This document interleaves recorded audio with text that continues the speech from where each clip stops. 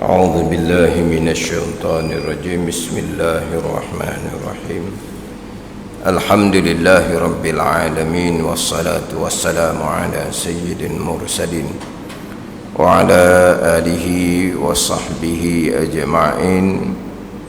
رب اشرح لي صدري ويسر لي أمري واحلل عقدة من لساني يفقه قولي.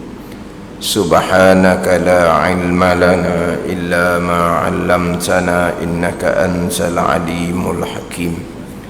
ولا حول ولا قوة إلا بالله العلي العظيم. Jadi kita baca Kitabus Siyam. Kitabus Siyam Jawi ni, kitab Sulam Mubtadi, muka surat 156. 156. Hak Rumi tu kena carilah. Kitabus Siyam. Hak Rumi cuba cari. Hak Jawi muka surat 156. 156.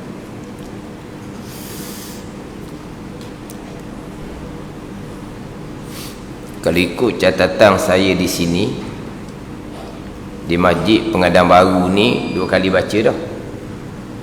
Ada tanda tak? 1/7 2012, 30/6 2013. Ada tak? Ada tanda? Saya ada tanda sini 1/7 2012. Kemudian tahun depan pula 30/6 2013. Ada 2012 sekali, 2013 sekali. Lepas tu 2021. Dah ingat dah 8 tahun dah, 7 tahun dah. 2 kali baca dah. Rumi cuba. Qala al-muallifu rahimahullahu ta'ala wa nafa'ana bi'ulumihi amin. Kitabus Siyam ini suatu kitab pada menyatakan hukum puasa. Ini suatu kitab pada menyatakan hukum puasa. Kemudian di dalam syarah tu dia ada huraian lah berkaitan dengan bilakah berkewajipan puasa. Dalam syarah dia, wajib puasa bulan Ramadan apabila sempurna bulan Sya'ban 30 hari. Apabila sempurna bulan Sya'ban 30 hari. Atau ada bersaksi oleh adil, oleh seorang saksi yang adil, oleh seorang saksi yang adil di hadapan qadi, di hadapan pemerintah. Saksi ini dengan melihat bulan Ramadan.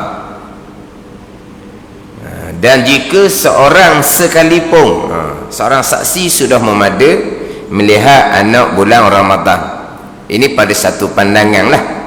Pada satu pandangan laginya adalah 2 orang saksi diperlukan untuk menaik saksi bahawa ia melihat akan anak bulan Ramadan. Jadi bicara bab saksi yang adil. Adil ni adil syahadah. Dia akan bicara bab syahadah lah, bab saksi. Mana saksinya orang Islam, berakal, merdeka, kemudian baligh serta adil. Adil ni orang yang tidak mengerjakan dosa besar, orang yang tidak mengakali dosa kecil, orang yang sah i'tiqad, orang yang kuasa memelihara diri ketika marah. Ni di antara ciri-ciri orang yang adil, yang diterima syahadahnya, penyaksiannya bahawa ia telah melihat anak bulan Ramadan. Seorang saksi sudah memada. Satu pandangan mengatakan 2 orang saksi. Ada pandangan mengatakan 2 orang saksi. saksi yang adil, dia panggil adil syahadah, bukan adil riwayah. Itu bicara bab syahadah, bab saksi lah. Ni hak berkaitan dengan melihat anak bulan Ramadan, melihat anak bulan ni bulan Zulhijjah kerana nak wukuf, kerana nak raya haji, bulan Syawal kerana nak ihram dengan haji contohnya. Dia tengok anak bulan ni bukan hanya anak bulan Ramadan saja. Anak bulan Ramadan, anak bulan Syawal, anak bulan Zulhijjah. Sebab apa nak tengok anak bulan Zulhijjah? Nak pastikan bila 9 Zulhijjah untuk wukuf di Arafah. Ada ni. Tapi kita biasanya anak bulan Ramadan dengan anak bulan Syawal je lah. Kemudian apabila tidak ada penyaksian berkaitan dengan nampak anak bulan Ramadan, sempurnakan bulan Sya'ban 30 hari. Sebagaimana sabda Nabi SAW, sumu li ru'yatihi waftiru li ru'yatihi fa in ghumma alaikum fa akmilu iddata Sya'bana salasina yauman. Berpuasalah kamu apabila kamu melihat anak bulan Ramadan, dan rayalah kamu apabila kamu melihat anak bulan Syawal.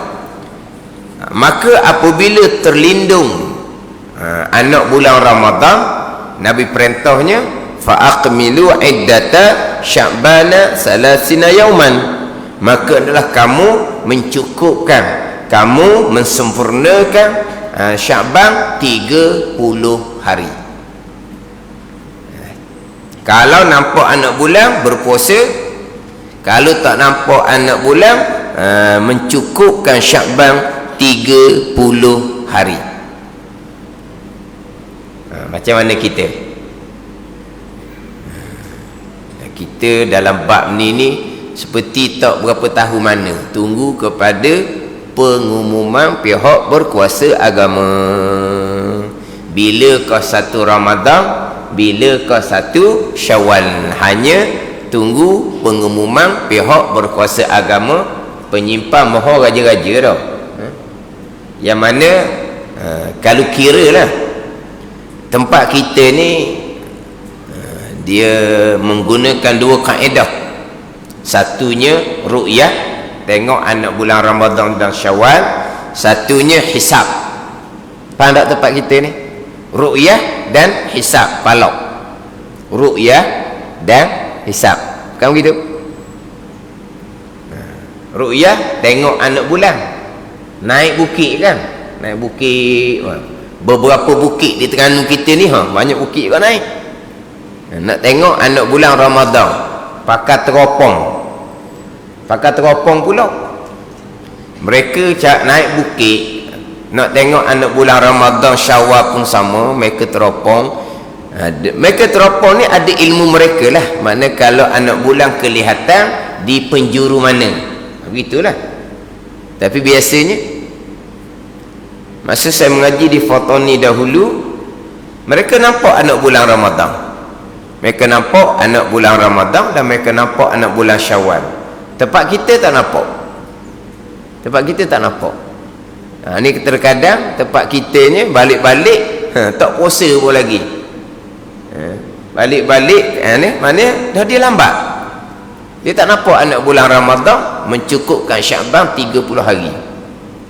Jadi yang terakhirnya tempat kita, walaupun ru'yah tengok anak bulan, tetapi mereka bersekali dengan hisab. Dan kalau kira-kira, mereka lebih kepada hisab. Dalam kitab kita tidak bicara bab hisab. Nampak anak bulan Ramadan dengan seorang saksi yang adil contohnya, ataupun menyempurnakan Sya'ban 30 hari. Tak ada di sini bicara bab hisab. Ulama-ulama mutaqaddimun, ulama-ulama yang awal, empat mazhab hanya ru'yah semata-mata. Mereka tidak terima hisab. Mereka tidak terima hisab.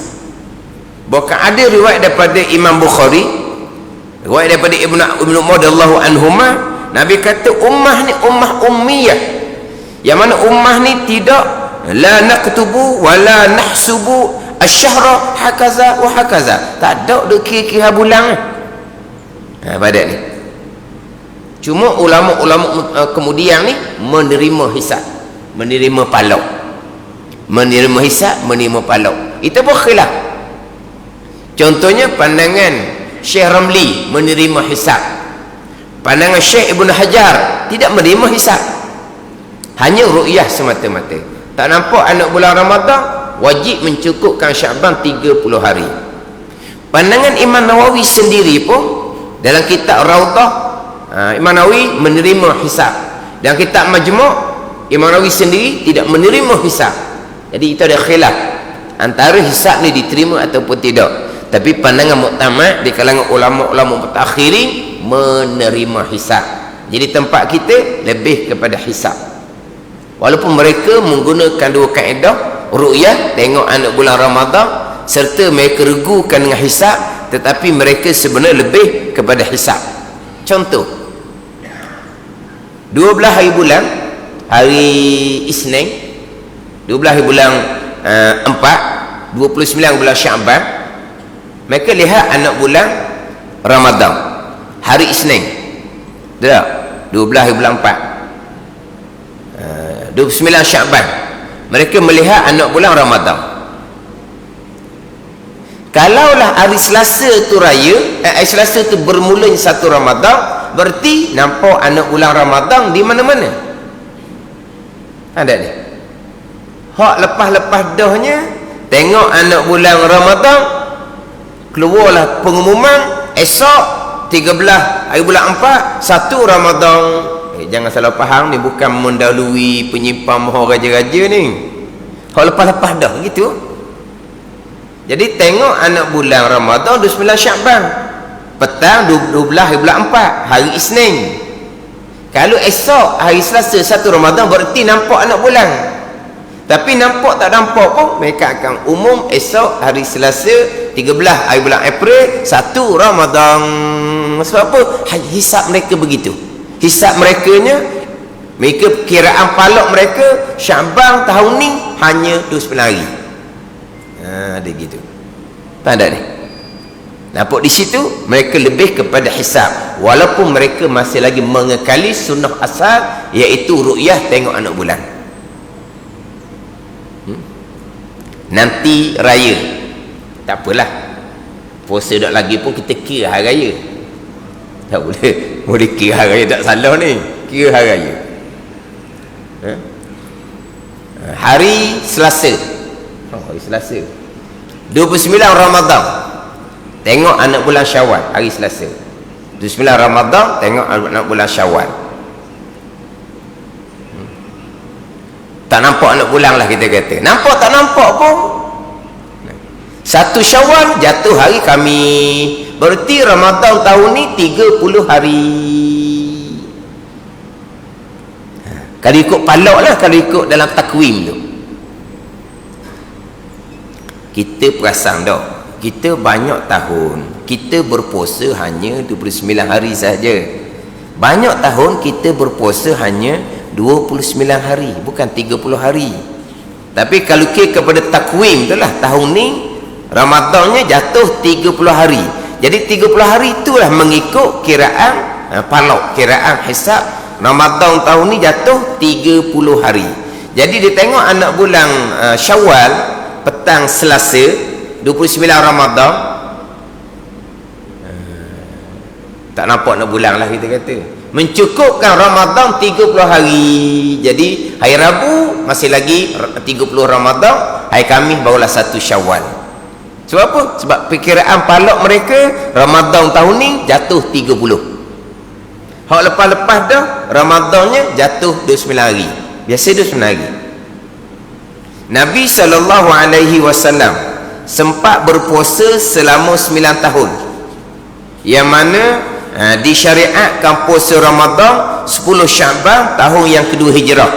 Tepat Nabi hijrah ke Madinah setahun setengah.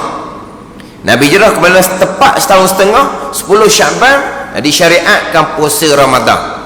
Nabi sempat berpuasa 9 kali 9 tahun. 9 kali 9 tahun. 9 kali 9 tahun Nabi berpuasa hanya 1 tahun sahaja, hanya 1 kali sahaja Nabi berpuasa cukup 30 Ramadan. Hak 8 kali lagi tu 29 Ramadan. Dan kita pun memang biasanya kita berpuasa 29 hari sahaja. Tahun ni kalau ikut takwim tu lah, kalau ikut takwim dia jatuh puasanya 30 hari, 30 Ramadan. Tapi Syabannya 29 hari. Nak kira harinya sama ada penentuan 1 Ramadan, sama ada penentuan 1 Syawal, lebih kepada hisab, lebih kepada pahala, walaupun masih lagi mengekali kaedah asal sunnah Nabi adalah melihat anak bulan. Jadi kita ru'yah dan hisab. Kalau dalam kitab kita ni 2 sahaja, melihat anak bulan Ramadan ataupun mencukupkan Syaban 30 hari. Dan wajib puasa bulan Ramadan. Lepas tu tadilah jangan buat macam mendahului ni, pengumuman bukan ni. Cuma kita tahun-tahun lepasnya kalau kata raya-raya tu kan ada using mana dah. Raya bila. Sebab apa? Sebab bila nak buat tapir tu lah tapir tau. Tapir hok. Yalah kalau lambat sangat takut jadi masam tau. Kalau cepat sangat jadi mentau ke ni. Nak buat tapir ni bila? Hak lepas-lepas dah tak using. 1 Syawal tahu dah bila. 1 Syawal tahu dah. Dulu kita tak tahu. Dulu sungguh-sungguh kita tak tahu. Kan ni. Kita dulu dengar di radio keluarlah satu suara yang sinonim dengan suara lapar dan suara kenyang. Keluar suara dia, laparlah kita. Keluar suara dia, kenyanglah kita. Suara siapa? Almarhum lah ni, meninggal dah. Suara dia memang sinonim. Lepas dia lama dia. Dia suara dia memang sinonim. Keluar suara dia, laparlah kita, kena berpuasa sebulan. Keluar suara dia, kenyanglah kita, boleh raya. Faham tak ni?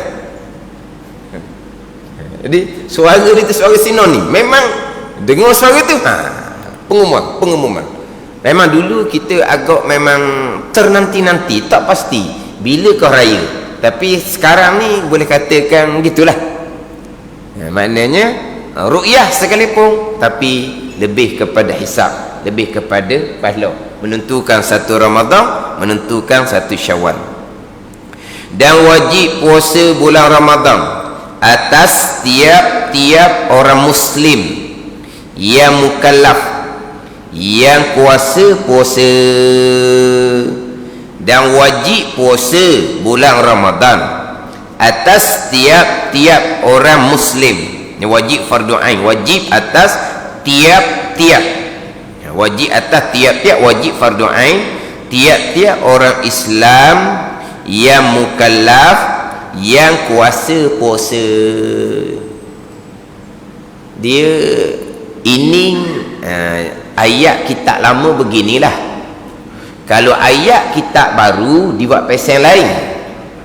Contoh kitab Hidayatus Sibyan, dia tak buat ayat seumpama ni. Dia buat ayatnya bermula syarat wajib puasa ada 4. Pertama, Muslim, orang Islam. Kedua, baligh. Ketiga, berakal, mukallaf. Keempat, puasa atas puasa. Dia nombor gitu. Ada ni. Ni dia tak ada nombor ni. Ini syarat wajib. Ini syarat wajib puasa. Kan kita dahulukan bicara sembahyang. Ada syarat wajib sembahyang, ada syarat sah sembahyang, dan ada syarat qabul, diterima oleh Allah akan sembahyang kita. Tapi dalam kitab Sulam Muqtadi ni, syarat wajib sembahyang pun macam beginilah disusun. Ini dia ceritanya wajib sembahyang atas orang Muslim yang mukallaf, yang suci daripada haid dan nifas. Hak dahulu bicara syarat wajib sembahyang. Dia tak ada buat nombor lah. Hak dalam kitab kita ni syarat wajib sembahyang.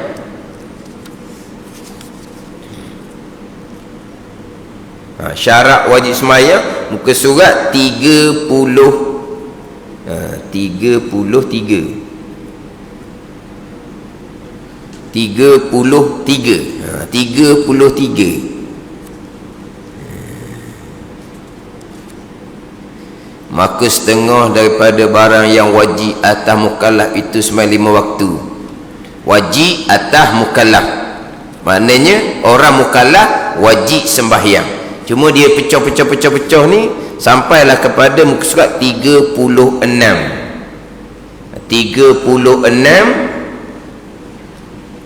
Maka wajib atas mukallaf menunaikan segala fardu itu, fardu sembahyang 5 ni, dalam waktunya, iaitu tiap-tiap orang yang muslim lagi akil baligh. Muslim orang Islam, akil orang berakal, baligh orang siapa umur. Hak puasa ni atas orang yang mukallaf. Ada mukallaf, akil, baligh lah, sama je lah.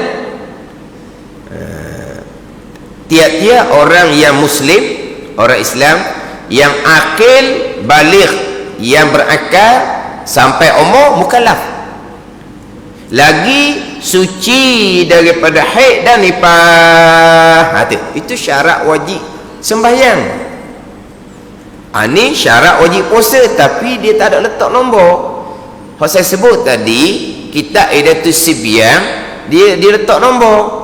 Syarat wajib sembahyang ada berapa, syarat sah sembahyang ada berapa. Ni lepas tu dalam bab puasa pula, dalam kitab Idatus Sibyan, syarat wajib sembahyang ada berapa, syarat wajib puasa ada berapa, syarat sah puasa ada berapa.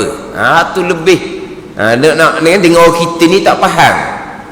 Dia kena faham syarat wajib, dia kena faham syarat sah, barulah pergi kepada syarat qabul. Syarat qabul, Tuhan terima tak terima puasa kita, sembahyang kita. Tu pergi pada tasawuf, bicara bab keikhlasan. Terima tak terima, sah ke tak, kita mencukupkan syarat sah ke tidak. Ada ni, kena mencukupkan syarat sah puasa, syarat sah sembahyang. Sah puasa, sah sembahyang, sama juga. Sah haji, Tuhan terima ke tak, Tuhan kabul ke tak. Dia ada syarat kabul pula. Syarat kabul tu bukan dalam fiqh, syarat kabul dalam pembicaraan tasawuf, pembicaraan hati. Sebelum nak bicara, nak menyempurnakan syarat sah puasa sama sama, siapakah yang berkewajipan puasa, siapakah yang berkewajipan sembahyang. Dia kena faham situ dulu. Siapa yang wajib puasa, siapa yang wajib sembahyang, siapakah yang gugur kewajipan puasa, gugur kewajipan sembahyang. Orang yang tidak cukup syarat wajib, maka gugur kewajipan. Pada ni, orang yang cukup syarat wajib, maka berkewajipan. Bila berkewajipan, wajib menyempurnakan syarat sah. Menyempurnakan syarat sah termasuk menyempurnakan rukun-rukun. Maka sahlah puasa, sahlah sembahyang, syarat cukup, rukun cukup. Kita nak supaya puasa kita, sembahyang kita dikabul oleh Allah, diterima oleh Allah. Ni ikhlas ke tak? Di sini pula. Tapi dah kitab ni dia tak susun nombor. Hanya dah kitab sebut wajib puasa bulan Ramadan atas tiap-tiap orang muslim yang mukallaf. Mukallaf ni hak bab sembahyangnya akil baligh yang kuasa puasa. Ini syarat wajib yang keempat. Ini saya susun syarat wajib ni mengikut dalam kitab Hidayatus Sibyan. Sebab biasanya kalau hanya buat tazkirah saja, tajuknya persoalan puasa, saya akan photostat hak kitab Hidayatus Sibyan. Dia ada datangkan syarat wajib setengah syarat sah. Jadi syarat wajib ada 4. Islam, baligh, berakal. Baligh berakal ni mukallaf lah. Mutiqun ala saum, orang yang kuasa berpuasa. Dia 4 syarat. Siapa yang gugur kewajipan puasa? Orang kafir, kanak-kanak, orang gila, kemudian orang yang tidak kuasa puasa. Siapa yang tidak kuasa puasa ni? Orang tua, orang sakit yang tidak ada harapan sembuh. Anda gugur kewajipan puasa. Kita akan bicara lah orang tua macam mana yang gugur kewajipan puasa, orang sakit yang macam manakah yang gugur kewajipan puasa. Syarat wajib sembahyang: Islam, baligh, berakal, suci daripada haid dan nifas. Itu syarat wajib sembahyang. Dia tidak ada kuasa atas sembahyang, tidak menjadi syarat wajib. Berbeza dengan puasa, kuasa atas puasa menjadi syarat wajib.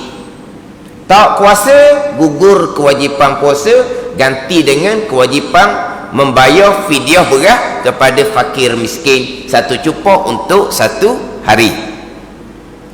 Adapun syarat wajib sembahyang, tidak ada kuasa atas sembahyang.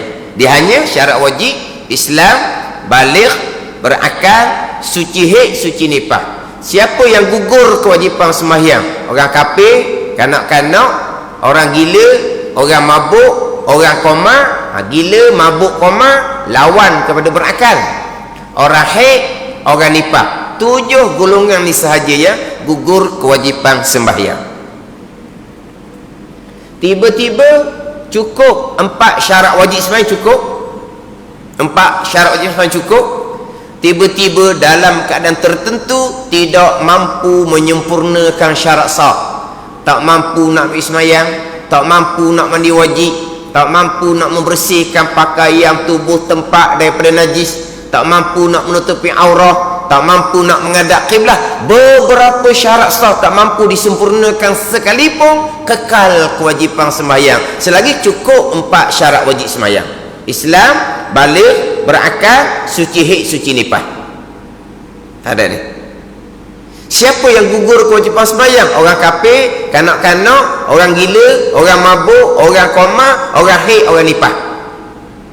Orang yang tak mampu menyempurnakan syarat sah, kekal kewajipan sembahyang selagi syarat wajib sembahyang masih lagi cukup. Dia kena faham molek syarat wajib dengan syarat sah. Ada ni.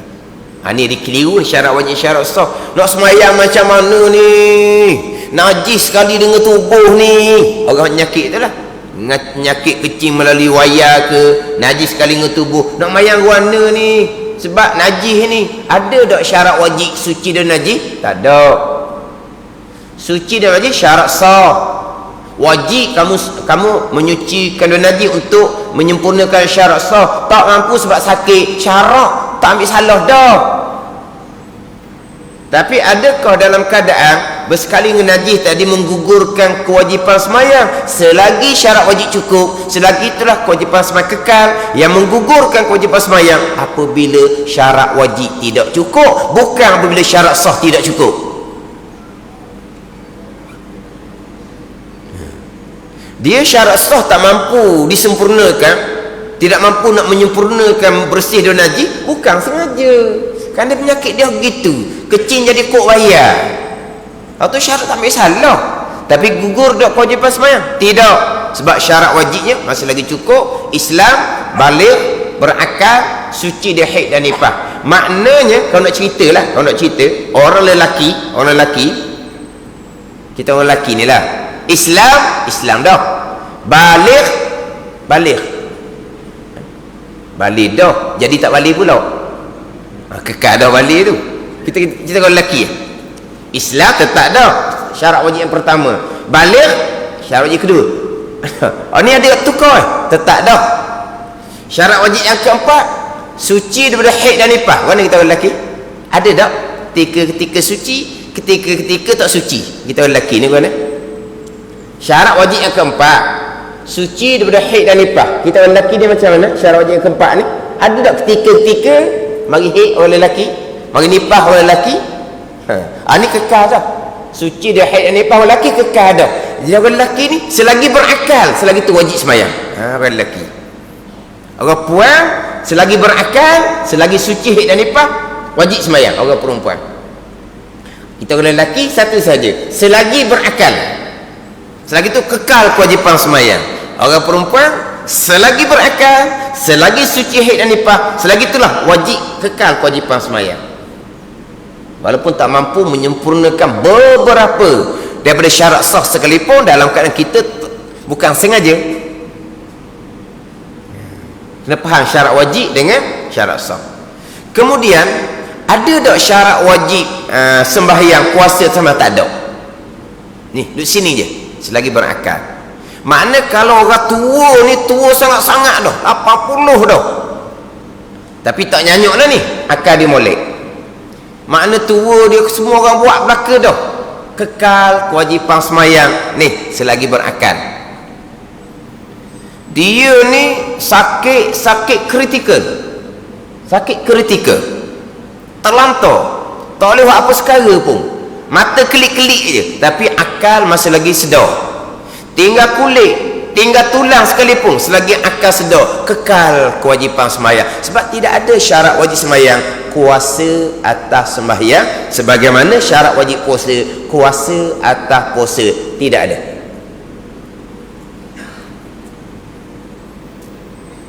Tak ada. Puasa lain, syarat wajibnya kuasa atas puasa. Tak kuasa, gugur kewajipan puasa. Sebab puasa ni di sehari. Puasa ni sehari. Kalau orang tua yang tidak berkemampuan dah tadi, umur berapa, tak boleh nak letak lah umur berapa ni, bergantung pada kesihatan orang tua lah. Ada orang tua dekat-dekat umur 90 dah, akhir 80-an dah. Bukan puasa Ramadan, puasa sunat dia istiqamah. Bukan puasa Ramadan, puasa sunat dia istiqamah. Umur dekat 90 dah. Ada orang tua umur 70 tu tak boleh nak puasa dah. Jadi umur kita tak boleh nak letak lah. Jadi puasa ni sehari. Kalau orang tua seumpama ni mudarat puasa dia, maka oleh kerana dia tak puasa, gugur kewajipan puasa. Orang yang sakit tidak ada harapan sembuh, sakit kecil manis kritikal, sakit buah pinggang hak kritikal, hak berat-berat belaka ni, hak ni ada harapan sembuh ke tak? Harapan sembuh tu tidak ada. Bertambah berat tu adalah. Kalau kata stabil tu kira alhamdulillah, dia kritikal dah, penyakit dia tahap tu, pada tahap apa ni? Macam kanser tahap dia tinggi dah. Harapan sembuh memang tidak ada. Sekadar alhamdulillah, mana stabil. Bukan stabil tu sehat, stabil dengan bahawa tidak bertambah berat. Tapi sakit tiada harapan sembuh, nak puasa memang tidak mampu mudarat, gugur kewajipan puasa. Semayang tidak ada. Tidak ada syarat puasa atas semayang. Sebab apa? Semayang cukup mudah. Lagipun semayang tiang agama tidak ada, tinggal semayang. Semayang tiang agama. Semayang cukup mudah. Uzur lagi mudah. Daripada berdiri, solat duduk, mudah. Daripada duduk, solat mengiring, lagi mudah. Daripada mengiring, solat melentang, lagi mudah. Melentang pula untuk rokok sujud, angkat kepala isyarat, mudah nak angkat kepala je. Kepala pun tak boleh nak angkat dah, tangan pun tak boleh nak angkat dah, mana pun terlentang gitu je. Maka lepas daripada selesai membaca Fatihah, nak rokok, isyarat dengan pejam mata, Allahu Akbar, pejam mata, baca tasbih rokok, selesai sami Allahu liman hamidah, buka mata, iktidal, sujud yang pertama Allahu Akbar, baca tasbih dalam sujud, duduk ada sujud Allahu Akbar, buka mata, lagi mudah. Mata pun tak boleh nak buka dah, akal masih lagi sedar, memperlakukan sembahyang dengan hati, lagi mudah. Kau payah kat mana? Payahnya kat mana? Payahnya sebab tak ada imam.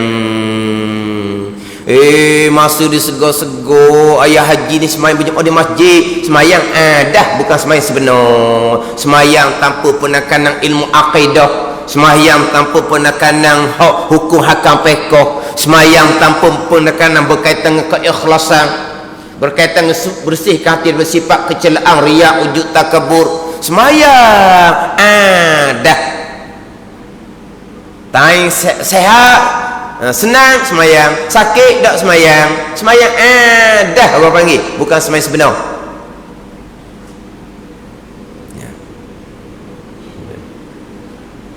Dia sebenarnya orang sakit ni yang payah, yang sukar adalah orang yang cara. Orang cara ni payah. Payah apa? Kalau setakat nak berwuduk mudah. Orang terlantar ni masalah dia qada hajah dalam pamper untuk membersihkan najis. Itu kewajipan atas orang segar. Orang sakit tak ada kewajipan tu. Orang sakit kewajipannya apa? Kewajipan dia minta tolong. Tu kewajipan orang sakit. Ayah nak semayang ni, mak nak semayang ni, basuh najis ni, wudukkan ayah mak ni. Tu je kewajipan pesakit, minta tolong. Tiba-tiba tak tolong, masa waktu orang tu ni pun semayang, tak ada salah apa dah dianya. Hak bersalahnya hak tak tolong. Kata mudah. Segala-gala orang buat lebih istimewa daripada raja lagi. Lebih istimewa daripada raja lagi. Faham tak? Lebih istimewa daripada raja. Sebab apa? Sebab istinjaknya orang buat, wuduknya orang yang ambilkan. Ada ni? Adakah raja istinjak orang buat? Wallahu alam lah. Adakah raja wuduknya orang ambil? Takkan raja wuduknya orang ambil, mesti dia ambil sendiri. Ni orang sakit ni lebih istimewa dari raja lagi. Istinja orang buat, wuduk orang buat, tutup aurah orang buat, letak menghadap kiblah orang buat. Apa benda yang payah? Hak payahnya imam tak ada.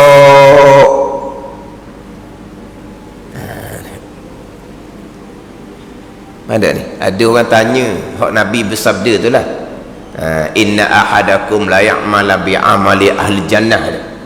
Seseorang beramal dengan amalan ahli syurga sehingga tidak adalah antaranya dan syurga melainkan sasta, tapi telah tetap azalinya dia ahli neraka, maka dia beramal dengan amalan neraka, maka dia masuk neraka. Adakah termasuk orang yang masa segar-segar dia semayang dok tinggal, berjemaah dok tinggal, bila dia sakit ketua-tua tu siapa ke buat mati dok semayang? Hak ni ke? Dok. Hak golongan yang seumpama ni sangat sedikit Allah Ta'ala tarik hidayah. Dia ada dua golongan kan. Satu golongan beramal dengan amalan ahli neraka sehingga tidak ada antara seseorang dengan neraka melainkan sasta, maka telah terdahulu ketetapan azalinya ianya adalah ahli syurga, bertaubat, beramal dari syurga, dia pun masuk syurga. Hak ni hak banyak. Adapun hak beramal dengan ahli syurga, Tuhan palingkan akhirnya beramal dengan ahli neraka, hak ni jarang berlaku. Tu orang tu tak semayang tu amal ahli neraka tu. Sebab satu waktu semayang ditinggalkan, nama sudah tercatat di pita neraka. Dia beramal dengan amal ahli neraka. Terdahulunya dia semayang tinggal, beramal dengan amal ahli syurga. Semayang macam mana? Semayang dengan akidah macam mana? Kalau akidah yang terpesong, tak ada semayang. Kalau semayang tanpa melengkapkan syahadat dan rukuk, tak ada semayang. Cuma Allah muzahirkan dia sebenarnya bukan orang semayang sampai bawa ke mati. Bukan Tuhan balikkan, bukan. Sebab dahulu semayang ada, Tuhan dah terima. Sekarang ni dah semayang, Tuhan perjelaskan. Ini kita ambil pengajaran molek.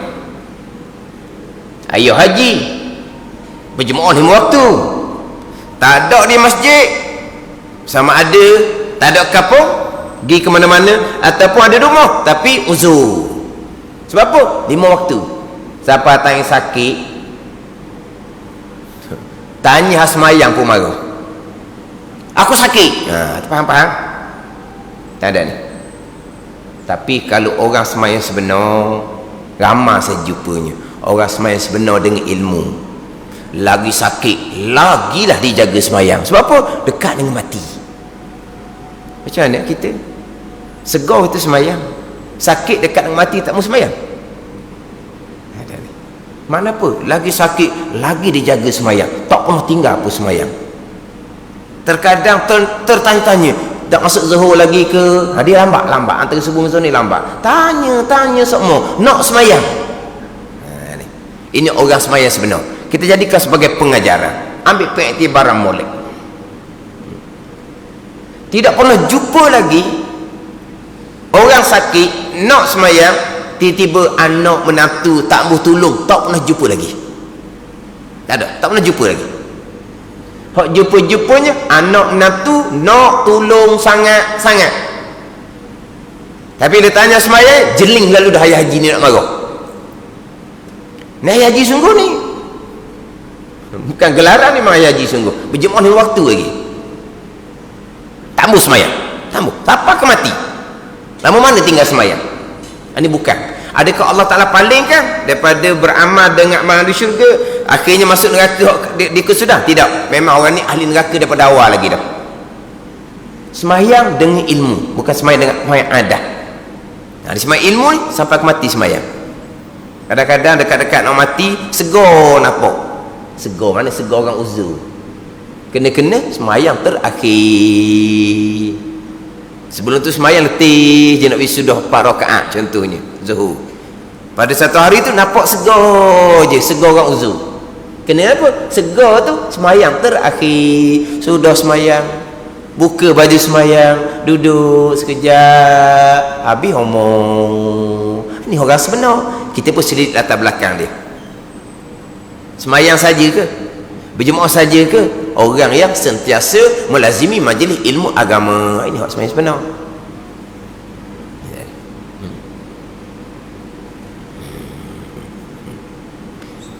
Dia hak sukar adalah penjaga. Pesakit cukup senang. Sampai masa beritahu saja. Selagi akal sedar, selagi itu kekal, kewajipan semua itu tiang agama. Puasa dia lain. Puasa dia ada syarat. Kuasa, yang kuasa puasa. Syarat wajib puasa ada tak suci daripada haid dan nifas? Tidak ada. Dia cerita di bawah tu, makdam tiada sah puasa orang yang haid dan nifas, dan wajib keduanya orang haid dan nifas mengqada akan dia akan puasa bersalahan sembahyang. Tiada wajib keduanya orang haid dan nifas qada akan dia akan sembahyang. Syarat wajib sembahyang suci daripada haid dan nifas. Apabila haid saja gugur kewajipan sembahyang. Bila nifas saja gugur kewajipan sembahyang. Tidak wajib qada sembahyang. Adapun syarat wajib puasa tidak ada suci daripada haid dan nifas. Mana haid dan nifas tidak sah puasa tapi kekal kewajipan, sebab tu wajib diqadakan puasa yang ditinggalkan pada masa haid dan nifas. Apa beza? Bezanya suci dari haid dan nifas menjadi syarat wajib sembahyang, tidak menjadi syarat wajib puasa. Syarat wajib sembahyang Islam baligh berakal, suci haid suci nifas. Syarat wajib puasa Islam baligh berakal, kuasa atas puasa, tak ada suci dari haid dan nifas. Jadi syarat wajib sembahyang suci dari haid dan nifas, kedatangan haid dan nifas gugur kewajipan sembahyang. Sebab syarat wajib tidak cukup, bila sudah gugur kewajipan sembahyang maka tidak wajib qada sembahyang. Berbeza dengan puasa.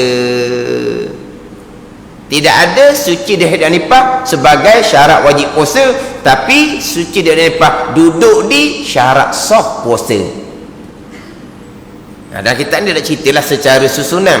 Dalam kitab Hidayatus Sibyan, di antara syarat sah puasa adalah suci daripada haid dan nifas. Itu syarat sah puasa. Suci daripada haid dan nifas menjadi syarat sah puasa. Jadi orang perempuan haid dan nifas tidak sah puasa tapi kekal kewajipan. Sebab tu kemudian orang haid dan nifas wajib mereka mengqadakan puasa. Syarat sah puasa tidak ada suci daripada hadas besar. Berbeza dengan syarat sah sembahyang. Syarat sah sembahyang suci daripada hadas kecil, suci daripada hadas besar. Sembahyang suci daripada haid dan nifas menjadi syarat wajib sembahyang. Suci daripada hadas kecil, hadas besar menjadi syarat sah sembahyang. Kita pergi pada puasa, suci daripada haid dan nifas bukan syarat wajib puasa tetapi syarat sah puasa. Syarat sah puasa, tidak ada syarat suci daripada hadas besar, tidak ada. Syarat sah sembahyang, suci daripada hadas kecil, suci daripada hadas besar. Syarat sah puasa, tidak ada suci daripada hadas kecil dan suci daripada hadas besar. Hadas kecil sebutlah hadas besar. Tahu kan syarat sah puasa suci daripada hadas kecil. Kalau syarat sah puasa suci daripada kecil kok, ketuk batal puasa lah kitanya. Maknanya tidak ada syarat sah puasa suci daripada hadas besar. Yang ada syarat sah puasanya adalah suci daripada haid dan nifas, dan tiada sah puasa orang yang haid dan nifas. Sebab apa? Sebab suci dari haid dan nifas menjadi syarat sah puasa. Suci daripada hadas besar tidak ada di dalam syarat sah puasa. Sebab itulah apabila orang yang berpuasa dalam keadaan berhadas besar, sahlah. Mana biasanya contoh orang tanya, dia mandi wajib selepas daripada masuk waktu subuh. Jadi dia nak mandi wajib sebelum masuk waktu subuh, tak sempat kerana nak kejar dengan makan sahur. Jadi dia mandi wajib selepas daripada masuk waktu subuh. Bila masuk waktu subuh, sudah bermulanya puasa dalam keadaan masih lagi berhadas besar kerana belum mandi wajib. Sah ke tak? Sah lah. Sebab tidak ada syarat sah puasa suci daripada hadas besar.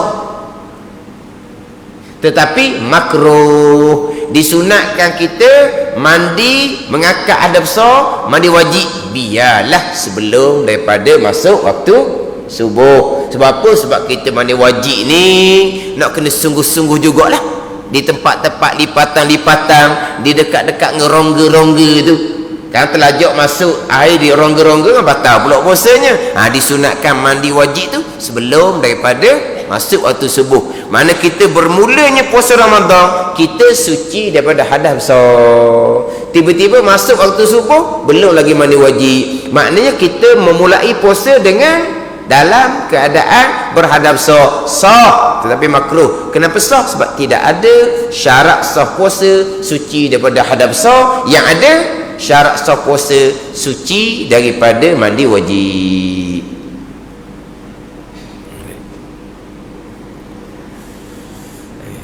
Kita ni insya-Allah 3 kali ni. Kalau kira kitab ni panjang ni, kalau baca pesen ni dak gegak kita. Tu tak baca dalam syarah lagi tu. Dalam syarah dia tu pula. Kan? Dia kena sebulan 2 bulan baru jadi tau. 3 minggu. Nak baca laju-laju, lopak-lopak, lakah-lakah tu dah reti. Dah reti. Kita masuk dalam syarah sikit. Masuk dalam syarah. Hal luar tu kita berhenti di dan tiada sah puasa orang yang haid dan nifas. Kita ambil dalam syarah dia. Dan wajib puasa bulan Ramadan atas tiap-tiap orang Muslim, orang Islam yang wajib puasa. Maka tiada wajib atas orang kafir yang asli. Tidak wajib atas orang kafir yang asli. Kenal orang kafir asli? Kenal ada orang kafir asli? Orang kafir asli kenal? Orang kafir asli duduk bukit lah. Orang kafir asli, orang kafir asal, bukan kafir riddah. Adapun kafir riddah kekal kewajipan puasa. Ini orang kafir asli. Orang lahir sebagai orang kafir, itulah kafir asal, kafir asal. Bukan asli orang duduk dalam hutan bukit ni, bukan. Maka tiada wajib atas orang kafir yang asli. Adapun kafir riddah, dia orang Islam, tiba-tiba kemudian dia keluar agama Islam jadi murtad, waliazabillah, kewajipan puasa kekal atas zimmah batang tekak dia. Tapi nak puasa tidak sah sebab dia kafir, murtad. Apabila dia kembali kepada Islam, kemudian betul dia bertaubah apa semua, 2-3 tahun contohnya dia murtad, kemudian dia kembali kepada agama Islam, bertaubah, dia kena qada semua puasa yang ditinggalkan pada masa dia riddah.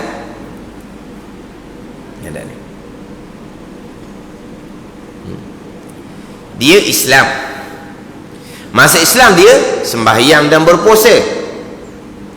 Kemudian dia murtad, wali'azzabillah. Kita letaklah 3 tahun dia murtad. Di mana dia bertaubah, dia kembali balik pada Islam. Dalam tempoh 3 tahun, kekal kewajipan puasa, sama juga kekal kewajipan sembahyang, kekal kewajipan zakat, kekal. Tapi nak puasa tidak sah sebab dia kafir, nak sembahyang tidak sah sebab dia kafir, nak bayar zakat tidak sah sebab dia kafir. Dia bertaubah kembali, 3 tahun kemudian dia masuk Islam kembali. Dia wajib kena qada puasa dan tempoh 3 tahun. Dia wajib kena qada sembahyang dan tempoh 3 tahun. Dia wajib kena qada zakat dan tempoh 3 tahun. Sebab apa? Sebab orang kafir murtad, kewajipannya kekal sebagaimana orang Islam. Kekal kewajipan puasa, kekal kewajipan sembahyang, kekal kewajipan zakat. Itu sama dengan kafir asli.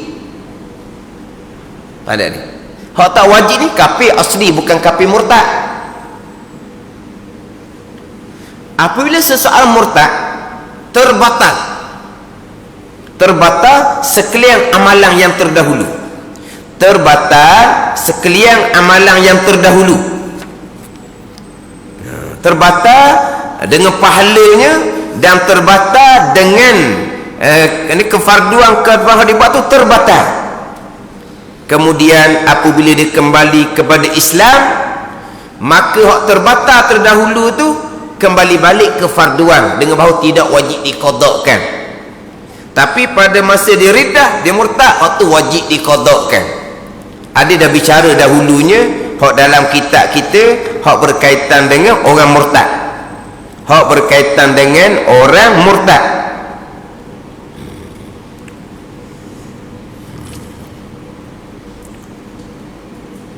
Mana dahulu cerita orang murtad. Sebab kita dalam kitab ni ada bicara berkaitan dengan orang murtad, orang batal Islam, batal dengan pegangan, percakapan, batal dengan Islam dengan perbuatan. Kemudian apabila dia kembali bertaubat, apabila dia kembali bertaubat, maka hak amalan-amalan terdahulu yang terbatal tu akan kembali balik. Mana dalam kitab ni? Ni. Muka surat 20. Cuba tengok muka surat 20.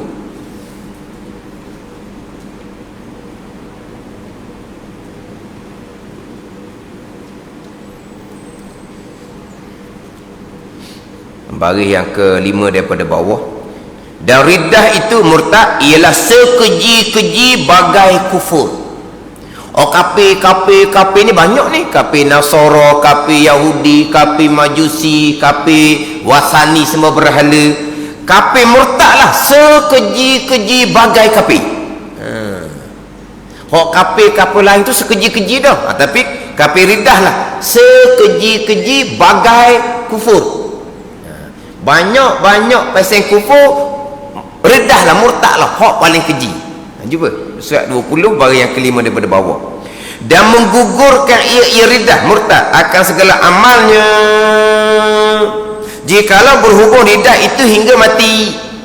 Dan jikalau tiada, maknanya tiada berhubung riddah sampai ke mati, maka menggugurkan ia akan pahalanya sahaja, dengan makna tidak wajib atas mengembalikan seumpama sembahyang dan puasa dan lainnya. Jadi orang murtad ni terbatas segala-galanya jikalau dia murtad sampai ke mati, kekal neraka selama-lamanya. Adapun apabila dia kembali kepada Islam, bertaubat dengan mengucap dua kalimah syahadah, hak kata tadi dia murtad dalam masa tempoh 3 tahun, dia bertaubat kembali masuk Islam. Apabila dia murtad, terbatal pahala, terbatal amalan sebelum dan juga pahala. Kemudian masa murtad ni tak sah nak puasa, nak sembahyang. Bila dia bertaubat kembali, maka hak dan tempoh 3 tahun ni wajib diqadakkan puasa, sembahyang, zakat. Hak sebelum murtad ni, hak dia sembahyang dah, hak dia puasa dah, hak dia bayar zakat dah ni, kembali balik amal pahala tidak kembali, kembali balik amal, apa faedah dia? Tak wajib kena qada sebelum murtad. Tu dia. Ada ni. Dan jikalau tiada berhubung ridah sampai ke mati, maknanya dia murtad 2-3 tahun, dia kembali kepada Islam kembali, maka menggugurkan akan pahala sahaja, dengan makna tidak wajib atas mengembalikan, tak wajib qada. Maknanya apabila dia murtad saja, gugur habis. Puasa sebelum, sembahyang sebelum, gugur habis. Gugur dia punya amalan serta dengan pahala, gugur.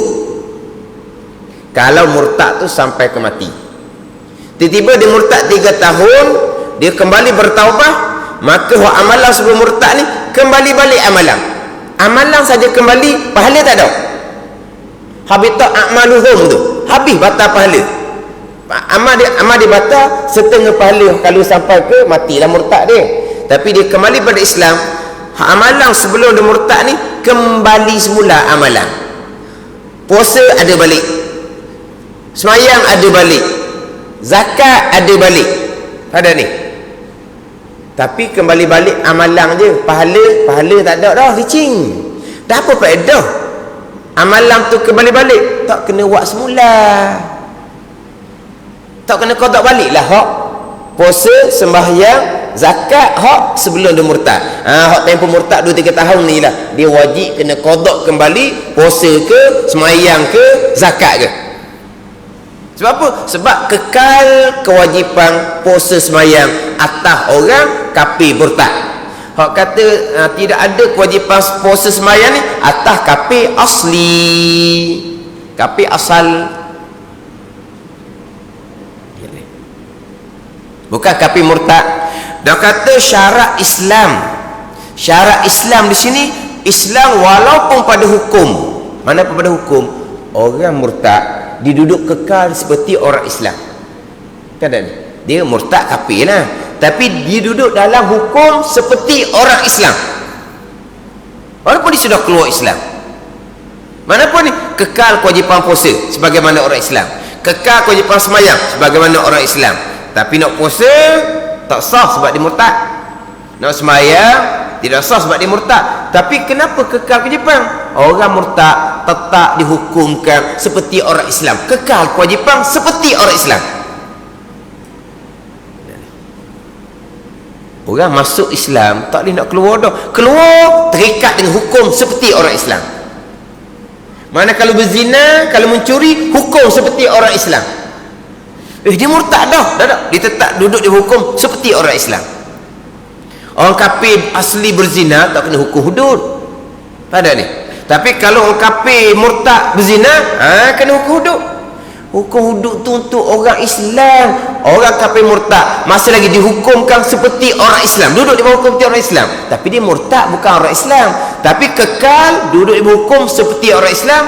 Kalau berzina kena hukum hudud, kalau minum arak kena hukum hudud, kalau mencuri kena hukum hudud. Kekal kewajipan puasa, kekal kewajipan sembahyang, kekal kewajipan zakat. Dia tak sama dengan orang kafir asli atau kafir riddah, kafir murtad.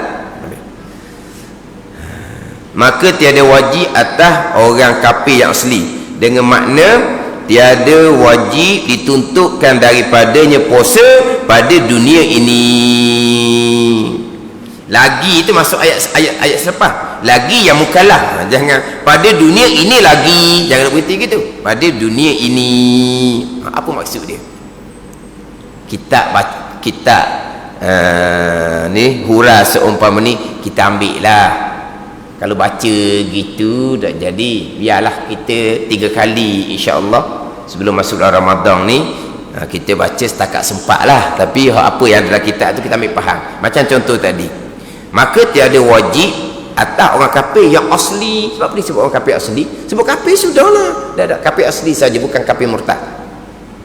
Apa makna tidak wajib atas orang kafir ni pula ni?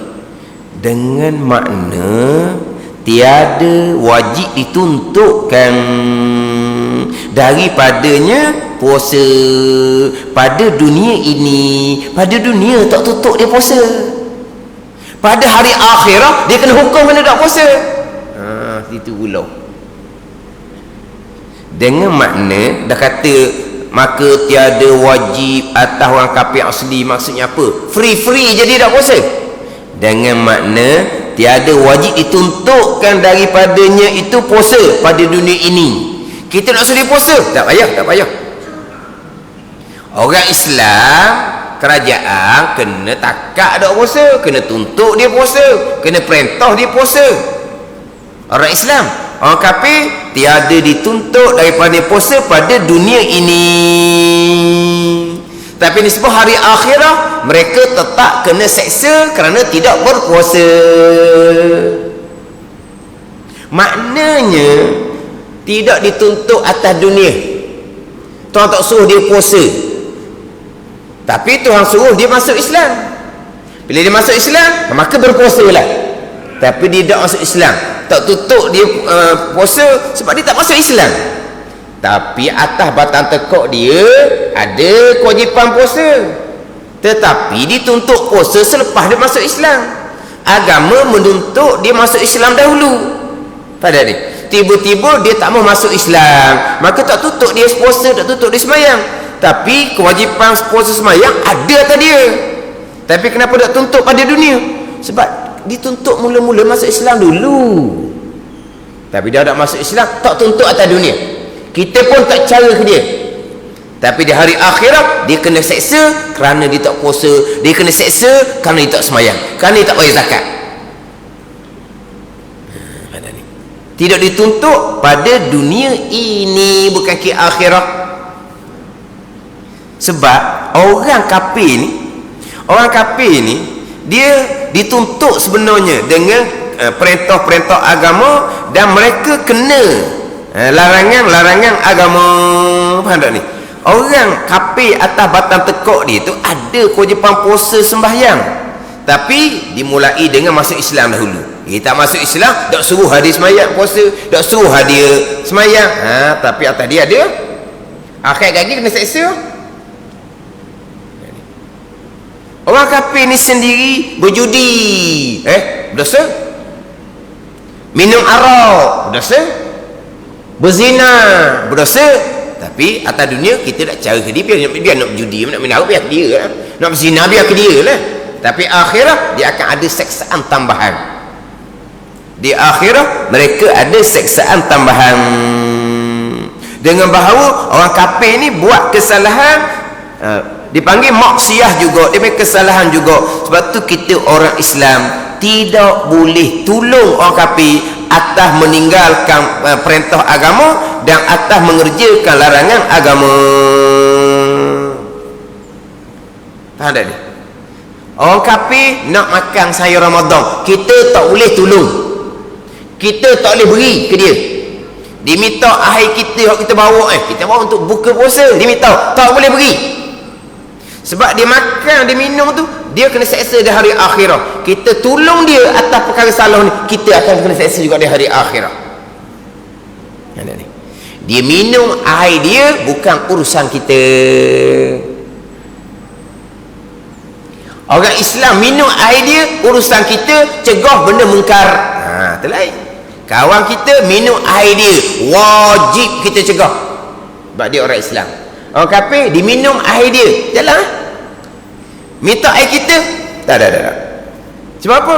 Kita tolong di atas minum air bulan Ramadan, dia akan kena seksa di hari akhirat. Kita yang tolong pun akan kena seksa juga. Kita tak boleh minum. Makan minum bulan Ramadan tak boleh beri. Dia makan minum hak dia punya pasal. Sebab apa? Sebab orang kafir ni mukhatabuna bi furu'i syariah. Orang kafir ni kena ada kewajipan puasa sembahyang. Tapi kenapa tidak dituntut? Sebab tuntut mula-mula masuk Islam lah dulu. Dia tak mau masuk Islam, maka tak tuntutlah puasa ke sembahyang. Tapi atas batang tekuk dia kena tuntut. Tapi dituntut dengan masuk Islam terlebih dahulu. Dia tak mau turut. Jadi tak masuk Islam, kafir, seksaan mereka kekal. Tak puasa, seksaan lain. Tak semayang, seksaan lain. Tak bayar zakat, seksaan lain. Berjudi, minum arak, berzina, seksaan lain. Lepas tu lah, kalau orang kafir tu baik, berjudinya tidak, minum araknya tidak, berzinanya tidak, Dia buat baik, kita kata bagus awak baik. Sebab apa? Kalau awak berjudi, awak kena seksa dalam neraka, berat dalam neraka tu, tambah pula seksa awak. Ada ni. Kayak gitulah ke dia. Kalau nak lepas dari neraka tu, mengucap dua kalimah syahadah. Itu je lah. Mana kalau orang kafir baik, baguslah. Orang kafir tu tolong orang, bagus. Sebab dia tak jahat. Kalau kafir buat zalim kat orang, di dalam neraka tu, seksa kerana kafir, kekal. Seksa kerana zalim tu, seksa lain pula. Dia tak buat zalim. Dia tolong orang, bagus. Lepas daripada kena seksa neraka kerana zalim. Dia buat baik tolong orang tu pula, fardu takdir, kemudian dia mengucap dia kalimah syahadah, pahala tolong orang pada masa kafir tu akan dicatat kepada dia. Lepas tu orang kafir kalau tolong orang, saya tolong orang ni tak boleh pahala ke? Kamu tolong orang ni betul dah, ada dah pahala sebenarnya, tapi tak dicatat kepada kamu sebab kamu belum mengucap dua kalimah syahadah. Kamu nak pahala kebaikan kamu tolong orang, kamu kena buka akaun, dia panggil akaun bank dengan mengucap dua kalimah syahadah. Buka akaun lah. Nak duit kan, buka akaun lah. Kamu tolong orang, nak pahala, buka akaun dengan mengucap dua kalimah syahadah. Tapi kalau kamu tidak mengucap dua kalimah syahadah, kamu tak akan dapat pahala, tapi kamu akan dibalas kebaikan oleh Allah atas dunia. Apa kebaikan Allah balahnya? Dimurahkan rezeki, dilepaskan kena musibah. Ini orang kafir percaya, tolong orang murah rezeki, tolong orang lepas ada musibah. Kita orang Islam, tolong orang habis duit. Kita orang Islam, mana dia buat baik atas dunia, Tuhan balas atas dunia. Tuhan permurahkan rezeki, Tuhan melepaskan daripada kena musibah. Last kali, oleh kerana dia kafir sampai ke mati tanpa mengucap dengan syahadah, Allah Ta'ala akan permudahkan ketika dia nak mati. Lepas dia mati sahaja, masuk jalan barzah, seksaan kekal selama-lamanya kerana mati kafir. Mana orang kafir buat baik, bagus, kamu akan dibalas baik atas dunia. Kamu masuk Islam kemudian, pahala kebaikan terdahulu segera akan dicatat kepada daftar kebajikan kamu sebab kamu sudah mengucap dua kalimah syahadah. Mana kita kafir lah, orang kafir buat baik, buat baik. Nak pahala, buka akaun, mengucap dua kalimah syahadah. Orang kafir buat dosa akan diseksa pada hari akhirat. Kita jangan tolong mereka. Orang kafir nak minum makan bulan Ramadan, jangan tolong mereka. Kita tolong, kita akan berdosa sama, akan kena seksa sama. Dah kata orang kafir tak wajib ni, dengan makna tiada wajib dituntutkan daripadanya puasa pada dunia ini, akhirat kena hukum. Ini pandangan jumhur ulama mazhab Maliki, mazhab Syafi'i kita dan mazhab Hambali. Melainkan mazhab Hanafi. Mazhab Hanafi tak ada. Orang kafir tak ada dosa pun dok puasa, tak ada dosa pun judi minara. Itu mazhab Hanafi. Jadi ginilah, dia contohlah bulan Ramadan, orang kafir ni mari rumah kita tolong buat kerja apa-apa, dia dahaga air dia tak bawa. Nampak kan dia? Air tak bawa, dia kerja rumah kita, dia dahaga ni. Kena kira. Nak tahu kan ni? Ji, mana air ji? Air batu mana ji? Topik, mana boleh minum air bulan Ramadan? Orang Islam puasa, dia bukan orang Islam, tak boleh. Awak minum air sendiri awak. Saya lupa bawa. Tak ada. Mazhab Syafi'i tak boleh. Mazhab Syafi'i tak boleh beri. Nganga kawan tu topik je. Mazhab Syafi'i apa pula? Berilah dia minum. Dah kata berdosa kita, pakai mazhab Hanafi. Mazhab Hanafi orang kafir tak ada hukum. Dak puasa ke, tak ada hukum tambahan. Dak semayang, tak ada hukum tambahan. Berjudi minum berjudi, tak ada hukum tambahan. Orang kafir diseksa kekal neraka selama-lama, memada dengan dosa kafir semata-mata. Itu mazhab Hanafi. Mazhab Hanafi sahaja. Ada ni.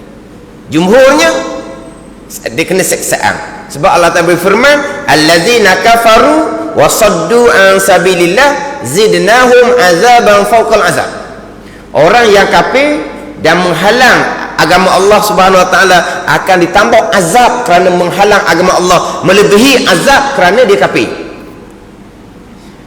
Abu Talib kena azab kerana dia kafir. tapi tidak ada azab tambahan sebab tidak menghalang agama Allah.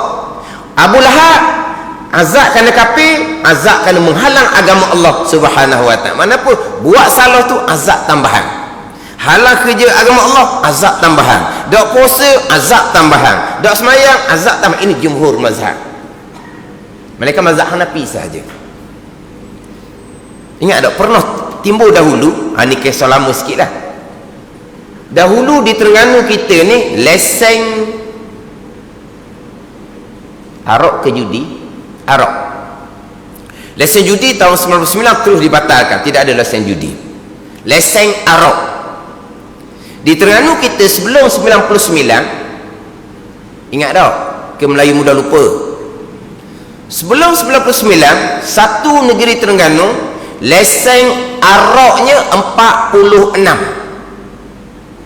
Daerah-daerah semua satu negeri 46. Bertukar pemerintahan tahun 99, lesen arak 46 dibatalkan, hanya tinggal 4 sahaja. Satu untuk satu daerah yang besar-besar.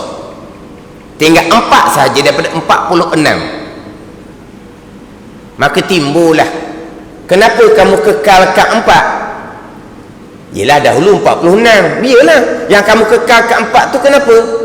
Dan kamu kata nak Islam kan? Nak Islam kenapa kamu kekalkan 4 tu? Jadi 46 tu nak ke apa? Ni hak nak Islam ni kan? Kenapa dok lesen arak dikekalkan 4? Dah mu nak Islam kan? Apa kekalkan 4 ni? Mu nak Islam. Dah sebelum ni kamu 46 lesen arak. Maksud apa? Kamu tak mau Islam ke? Hak 46 asalnya. Satu daerah banyak mana lesen arak. Dibatalkan, tinggal 4. 4 pun kena batalkan. Sebab apa? Sebab kamu nak Islam kan? Kenapa kamu lesen arak 4 kepada orang kafir? Orang kafir minum arak, kamu bertanggungjawab sebab kamu lesen. Itu pandangan mazhab Syafi'i. Tapi kerajaan ambil pandangan mazhab Hanafi. Orang kafir minum arak tak ada dosa, kita lesen pun tak ada dosa. Itu pandangan mazhab Hanafi. Tapi daripada 46, kerajaan tinggal 4 saja untuk orang kafir. Tapi kalau mazhab Syafi'i, bukan kata 4, 1 pun tak boleh. Sebab apa? Kita beri satu lesen arak pada orang kafir. Orang kafir minum arak, orang lesen akan bertanggungjawab. Tapi kalau mazhab Hanafi, tak ada. Orang kafir minum arak, tak ada hukum. Maka orang lesen pun tak ada salah. Jadi kerajaan pun kekalkan 4 mazhab Hanafi. Tapi 4 ni pun orang kondeng pula. Kenapa 4? Kosong kan? Masa 46 disokong oleh dia 46. Hak lesen arak 46. Tinggal 4 dia kondeng pula. Nak Islam sangat kan? 4 pun batalkan lah. Hak dia 46 dulu tak apa. Faham-faham lah. Sekatu je lah. Jadi kalau betul, kalau mazhab Syafi'i tak boleh. Walaupun satu lesen pun tak boleh. Sebab orang kafir minum arak sama seperti orang Islam minum arak, akan diseksa pada hari akhirat. Kita beri lesen, kita bertanggungjawab. Tapi mazhab Hanafi tak ada hukum, tak ada. Orang kafir dak puasa ke, orang kafir dak semayang ke, orang kafir minum arak ke, tak ada hukum. Jadi orang kafir dak puasa ni, kita beri orang kafir minum air bulan Ramadan, sama je hukum dengan kita beri kucing minum air bulan Ramadan. Kita beri kucing minum air bulan Ramadan, salah tak? Tak. Kita beri orang kafir minum air bulan Ramadan, salah tak? Tak. Itu mazhab Hanafi. Dan Syafi'i tak boleh. Tapi berilah kawan tu ngak dahaga. Wana air haji kedekut minta maaf lah, saya mazhab Syafi'i, tak boleh hawi awak minum air. Pening kawan tu. Berilah dia minum. Tapi nak ceritanya kalau mazhab Syafi'i, mazhab Maliki, mazhab Hambali, kita tak boleh benarkan. Mana kita tak boleh tolong di atas mana ni? Tinggal puasa, tinggal semayang, tak boleh tolong di atas apa-apa maksiat sekalipun, sebab mereka akan kena seksaan tambahan pada akhirat. Cuma tidak dituntut daripadanya puasa pada dunia ini sahaja. Di akhirat mereka akan kena seksa. Dan tiada sah puasa orang yang haid dan nifas. Kena panjang sikit lah malam ni 10 Syakban tau. 10 Syakban ni kita kena perbanyakkan wa amal. Mana kelas kita ni sepatutnya sejam kena jadi 2 jam ke 3 jam ke, boleh jadi kita malam 10 Syakban ni. Kan kita nak banyak kan, kuliah kita biasa sejam tau, nak banyak kena 2 jam ataupun 3 jam.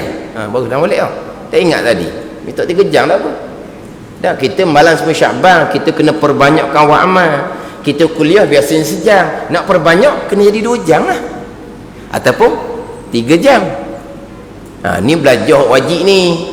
Baca Yasin di rumah boleh baca, tak ada masalah. Baca Yasin di rumah. Dia baca Yasin bulan Sya'ban ni bukan kata masuk isyak habis waktu, bukan. Baca Yasin di rumah lah. Hak paling afdal nak baca Yasin, baca Yasin waktu sahur. 1/3 malam itu waktu yang paling afdal kita membaca Al-Quran. Perbanyakkan buat ibadah di malam nisfu Sya'ban. Tapi oleh kerana kita ada kuliah berjalan macam biasa. Ini adalah hak amal wajib. Kita tak akan berhenti amal wajib hanya semata-mata untuk membaca Yasin. Bukan salah baca Yasin. Baca paling afdalnya baca 1/3 malam. 1/3 malam tu sempatlah baca 3 kali ke 5 kali ke 7 kali ke, bawa lah. Banyak mana pun lagi bagus sebab malam nisfu Sya'ban. Wallahu a'lam. Bismillahirrahmanirrahim. Alhamdulillahirabbil alamin wassalatu wassalamu ala sayyidil mursalin wa ala alihi wa sahbihi ajma'in.